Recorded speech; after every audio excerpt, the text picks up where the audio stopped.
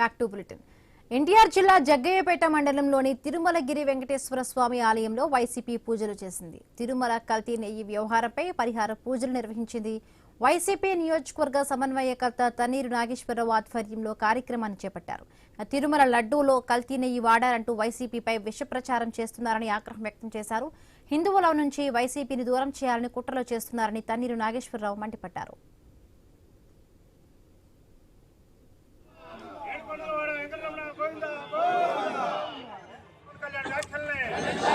చర్యలు తీసుకోవాలి. హిందూ మనోభావాలు దెబ్బతీసిన నాయకులపైన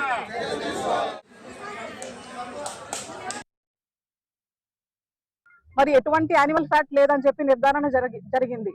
మరి ఈ విషయం చంద్రబాబు నాయుడు గారు కానివ్వండి, మరి డిప్యూటీ సీఎం పవన్ కళ్యాణ్ గారు, లోకేష్ గారు ఇంతవరకు ఏ ఒక్క ప్రెస్ మీట్ లో కూడా దాని గురించి ఏం మాట్లాడలేదు. మరి మా వైఎస్ఆర్ కాంగ్రెస్ పార్టీ ఒకే ఒక డిమాండ్ కోరుతుందండి. మరి అందరికీ ప్రజలు ఈ హిందూ సనాతన ధర్మం అనే అతను కానీ చంద్రబాబు నాయుడు గారు కానీ అందరూ బహిరంగంగా హిందువులకి క్షమాపణ చెప్పాలని చెప్పేసి మా వైఎస్ఆర్ కాంగ్రెస్ పార్టీ తరఫు నుంచి మేము డిమాండ్ చేస్తున్నామండి.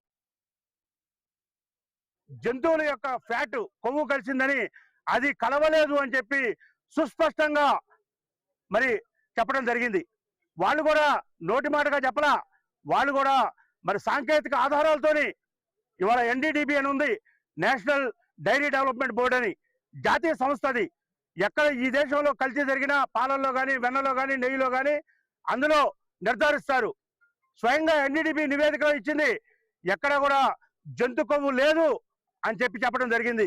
అలానే NDRI అని ఇంకొక ఇన్స్టిట్యూట్ ఉంది జాతీయ స్థాయిలో, నేషనల్ డైరీ రీసెర్చ్ ఇన్స్టిట్యూట్, అందులో కూడా క్లియర్ గా చెప్పారు